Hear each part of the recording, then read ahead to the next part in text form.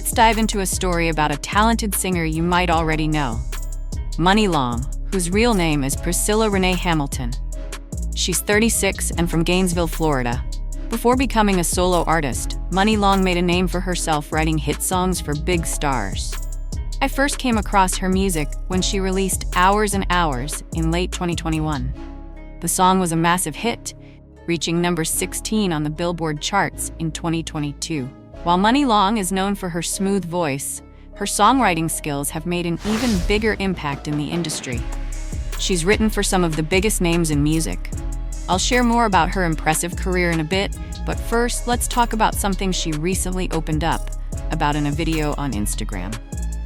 In the video, Money Long shared a surprising story about Atlantic Records, one of the biggest record labels out there.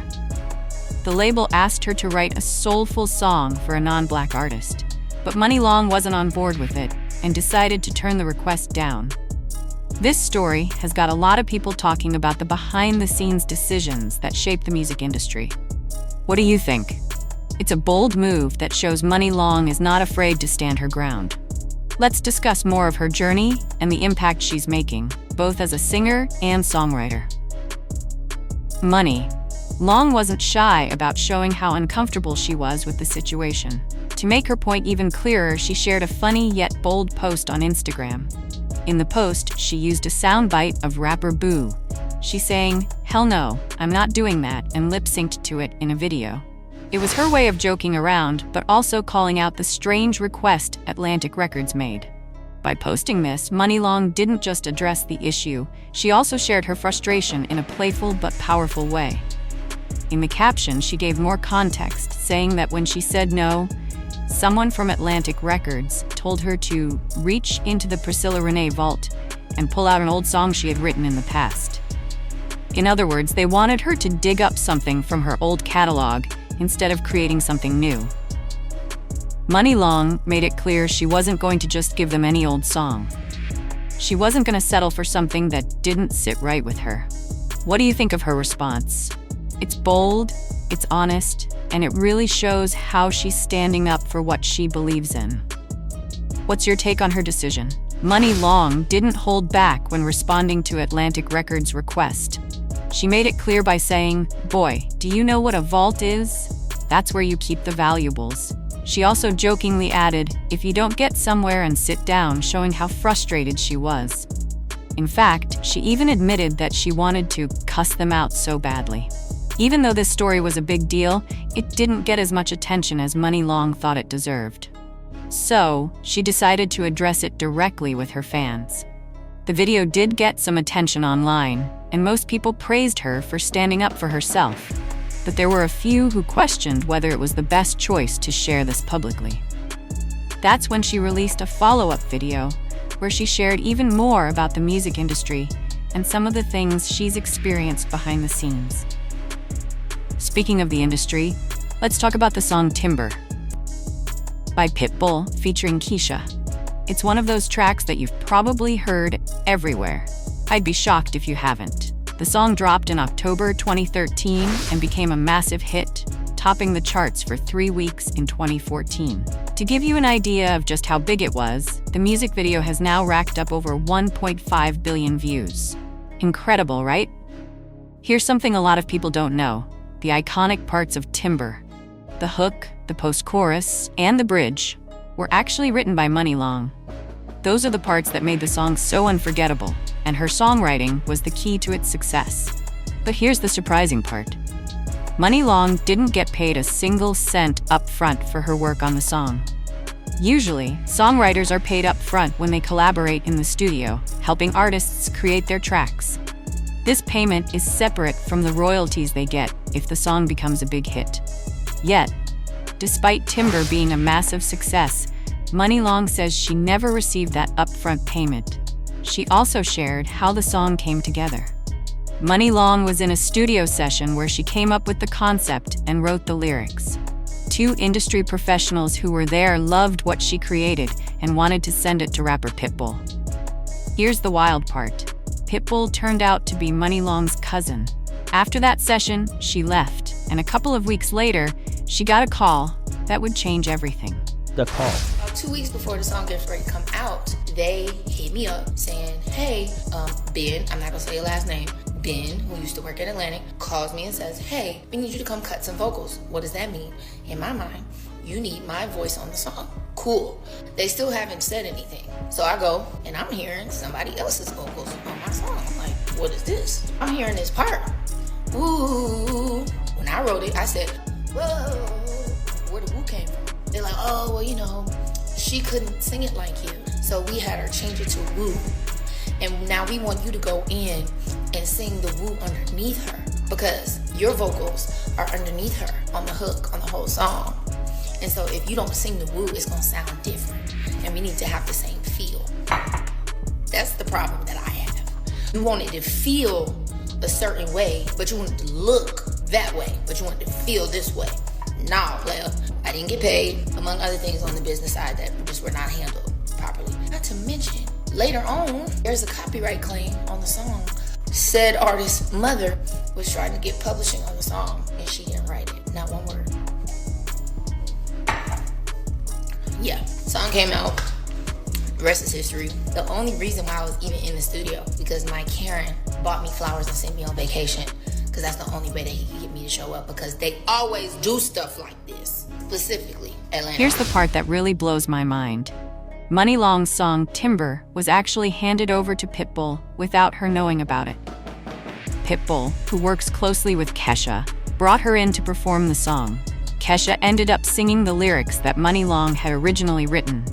Money Long didn't even find out until she was asked to come back to the studio to re-record a part as background vocals. This happened because Kesha couldn't hit the notes that Money Long had written and originally sung. Long story short, Money Long never got the upfront payment she was owed for her work on the song. And while she's credited as the songwriter, and the song is a huge hit with over 1.6 billion streams on Spotify, it seems like she might not have been fully compensated for all of that success. Money Long hinted that her business arrangements at the time weren't handled properly, suggesting she may not have received the full royalties she deserved either. Now, this is just how I interpret what she said, but based on the facts, it definitely sounds like she got the short end of the stick. Do you think Money Long was treated fairly in this situation? It's a tough one. Let me know your thoughts on how this all played out. Let's focus on what really got Money Long upset. It all started when Atlantic Records asked her to write a soulful song for a non-black artist. According to Money Long, they specifically wanted a soulful track for an artist who wasn't black, and that's what led to her frustration. This was the moment she felt the need to speak out publicly. For those who might not know, Money Long has an incredible track record as a songwriter. She's behind some of the biggest songs of the past decade. Not only did she write for Timber, but she also wrote Rihanna's California King Bed from her 2010 album Loud, along with songs from Mariah Carey, Fifth Harmony, Chris Brown, and many others. Her ability to create hits is undeniable, which is why her insight into the industry is so important. The money part, because a lot of people be like, you know, songwriting, you make so much money.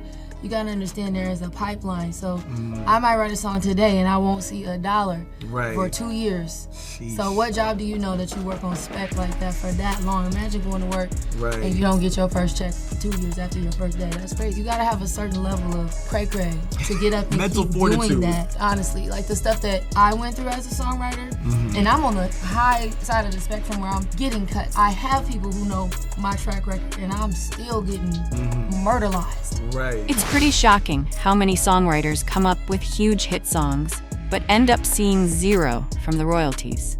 The music industry often seems to overlook or undervalue the people behind the hits. And honestly, this problem isn't anything new. Many artists have spoken out about it for years. One name that comes to mind is British singer Rhye, who's been really vocal about how the industry treats songwriters unfairly. It's crazy to think that the ones who create the music we all love are sometimes left behind in the process. British record music industry, please. I just want to have a lovely, brief conversation about normalizing giving songwriters master royalty points. It can be net costs, okay? You don't have to It doesn't have to be at your expense, but it just means that if the songs win big, the writers get to win big too. Please allow that to happen, please. It's tough to hear, but this is the reality for so many songwriters in the music industry. For a lot of the biggest hits we hear, chances are that 90% of the songwriters behind them didn't get the pay they deserve, or sometimes didn't get paid at all. That's what makes Money Long's decision to speak out so important. What's even more striking is that we rarely see male rappers or male artists, especially black artists, publicly talking about this. That's what makes Money Long's actions even more powerful and necessary. Money Long is a super talented songwriter, capable of writing everything from country to pop to hip-hop tracks. While her main focus is R&B and pop, her wide range is exactly why the industry reached out to her for this specific issue. They wanted someone who wasn't black, probably a white artist, because they thought that would better fit the image they were going for.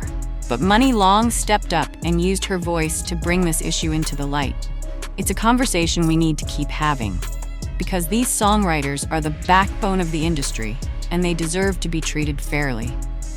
In the music industry, Money Long's songwriting skills are highly valued, but there's a bigger issue here. The problem is, the artists they wanted to work with didn't have the soul or authenticity to truly represent the genre. That's where songwriters like Money come in. They bring the real heart of the music. The industry saw her as a way to help this artist tap into black music and culture. But Money wasn't going for it. She straight up refused, saying, "I'm not doing that," and I respect her for standing her ground. But it's not just about writing a song, it's about creating a soulful record that carries a deep emotional connection. The industry's main interest was clear. They wanted the big financial payoff. They promised huge profits, but Money wasn't fooled. She knew they were trying to use her talent and authenticity to make a record that would resonate with people, generate tons of money, and boost the artist's fame. And they wanted to do all of this using black music. Money wasn't going to let that happen, and her decision is a powerful reminder of how important it is to stay true to your values and your craft. Money Long isn't foolish. She's incredibly smart. She knows that the industry wants to use her talent to create something real and meaningful. But for her, the challenge isn't just about making a soulful song. It's about staying true to her artistic integrity while dealing with the business side of things. This is actually one of the bigger, less talked about issues in hip-hop today. Here's something many people don't realize. A lot of black male rappers are ghostwriting for non-melanated rappers simply because they're being paid. I came across a story about a rising, non-melanated rapper whose biggest hit was actually written by a black male rapper. But what's even more surprising is that this same black rapper owns a stake in the non-melanated artist's career. He actually helped fund the artist's rise, reportedly fronting hundreds of thousands of dollars to kickstart his career. I can't share too many details because it's not public yet, and I was told this info privately, but it shows how messy and complicated things can get behind the scenes. It's a side of the industry that doesn't always get talked about, but it's something we should all be aware of. This whole situation really shines a light on how money and creativity often mix in the music industry in ways fans don't always see. It happens more than you'd think, with many rappers doing whatever it takes to make money. What's really ironic is how quickly some hip-hop fans blame women for ruining the genre, when in reality, it's often men behind the scenes, ghostwriting many of these tracks for female artists, especially those with lighter skin tones. And it doesn't end there. These same rappers are doing the exact same thing for non-black artists in the genre, helping to shape the trends they sometimes criticize. The truth is, record labels are all about creating an image for the artist they want to sell, and that image has to match the music.